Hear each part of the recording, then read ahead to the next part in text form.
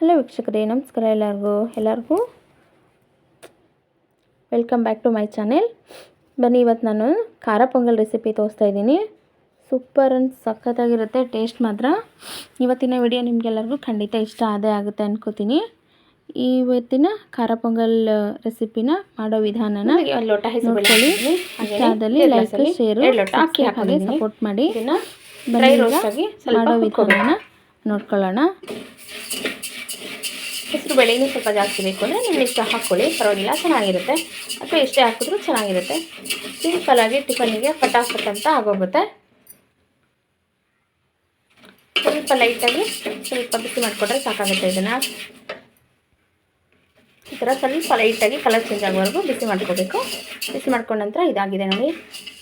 ಈಗ ಇದನ್ನು ಒಂದೆರಡು ಸಲ ಚೆನ್ನಾಗಿ ನೀರು ಹಾಕಿ ತೊಳಿಬೇಕು ನೋಡಿ. ಈಗ ಇದನ್ನು ತೊಳೆದು ಇಟ್ಕೊಂಡಿದ್ದೀನಿ. ಧೂಳೆಲ್ಲ ಇರುತ್ತಲ್ವ ಅಕ್ಕಿದು, ಹಾಗಾಗಿ ಬಿಸಿ ಮಾಡಿ ಇದನ್ನು 2 ಸಲ ಸ್ವಲ್ಪ ನೀರು ಹಾಕಿ ತೊಳ್ಕೊಂಡು ಸೈಡಿಗೆ ಇಟ್ಕೊಳ್ಳೋಣ.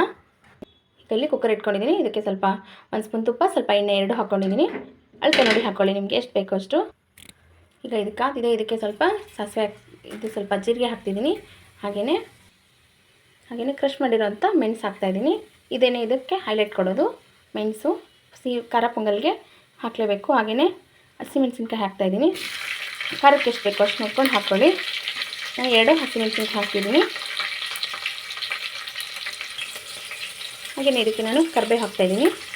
ಹಾಗೆಯೇ ಸ್ವಲ್ಪ ಗೋಡಂಬಿ ಹಾಕ್ತಾಯಿದ್ದೀನಿ. ಚೆನ್ನಾಗಿರುತ್ತೆ ಟೇಸ್ಟು ಗೋಡಂಬಿ ಹಾಕಿದ್ರೆ. ಇದನ್ನು ಸ್ವಲ್ಪ ಕೈ ಆಡಿಸ್ಕೊಳ್ಳೋಣ. ಸಿಂಪಲ್ಲಾಗಿ ಈಸಿಯಾಗಿ ಆಗೋಗುತ್ತೆ, 1 ಸೆಕೆಂಡಿಗೆ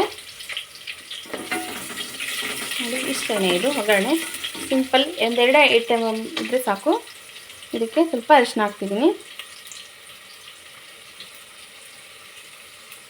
ಕಲರ್ಗೆ. ಅರಿಶಿನ,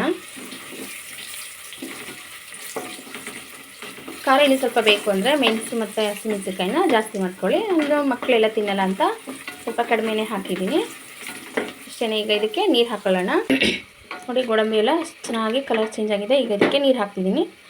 ಪೊಂಗಲ್ ಸ್ವಲ್ಪ ತೆಳ್ಳಗಿದ್ರೇ ಚೆನ್ನಾಗಿ, ಹಾಗಾಗಿ ನೋಡಿಕೊಂಡು ನೀರು ಹಾಕಿ. ನಿಮಗೆ ಎಷ್ಟು ತೆಳ್ಳಗೆ ಬೇಕೋ ಅಷ್ಟು ನೋಡ್ಕೊಂಡು ಹಾಕ್ಕೊಳ್ಳಿ. ಈಗ ಇದು ಚೆನ್ನಾಗಿ ಕುದಿ ಬರಬೇಕು. ಇದಕ್ಕೆ ಒಂದು ಪ್ಲೇಟ್ ಮುಚ್ಚಿಬಿಡೋಣ. ನೀರು ಕುದೀತಾ ಇದೆ. ಈಗ ಇದಕ್ಕೆ ಹೆಸರುಬೇಳೆ ಮತ್ತು ಅಕ್ಕಿ ತೊಳೆದಿದ್ವಲ್ಲ ಅದನ್ನು ಹಾಕ್ಕೊತಾ ಇದ್ದೀನಿ. ನೀರು ಸ್ವಲ್ಪ ಜಾಸ್ತಿನೇ ಹಾಕ್ಕೊಳ್ಳಿ. ತೆಳ್ಳಗಿದ್ರೇ ಚೆನ್ನಾಗಿ. ಇದಕ್ಕೆ ಗಟ್ಟಿಯಾಗಿದ್ದರೆ ಅಷ್ಟು ಚೆನ್ನಾಗಿರಲ್ಲ ಪೊಂಗಲ್ಲು. ಈಗ ಇದಕ್ಕೆ ರುಚಿಗೆ ತಕ್ಕಷ್ಟು ಉಪ್ಪು ಹಾಕ್ತಾಯಿದ್ದೀನಿ. ಉಪ್ಪಿಗೆ ಎಷ್ಟು ಬೇಕೋ ಅಷ್ಟು ನೋಡಿ ಹಾಕ್ಕೊಳ್ಳಿ. ಹಾಗೆಯೇ ಕೊತ್ತಂಬರಿ ಉಪ್ಪು ಹಾಕ್ತಾಯಿದ್ದೀನಿ.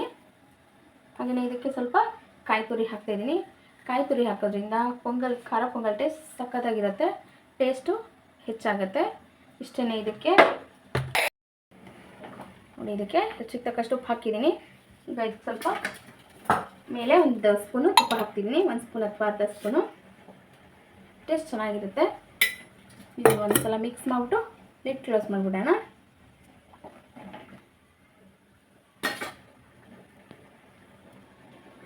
ಈಗ ಲಿಡ್ ಕ್ಲೋಸ್ ಮಾಡ್ತಿದ್ದೀನಿ.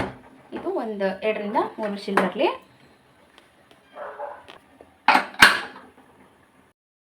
ಬನ್ನಿ, ಈಗ ಕುಕ್ಕರ್ ಓಪನ್ ಮಾಡಿ ನೋಡೋಣ ಹೇಗೆ ಬಂದಿದೆ ಅಂತ.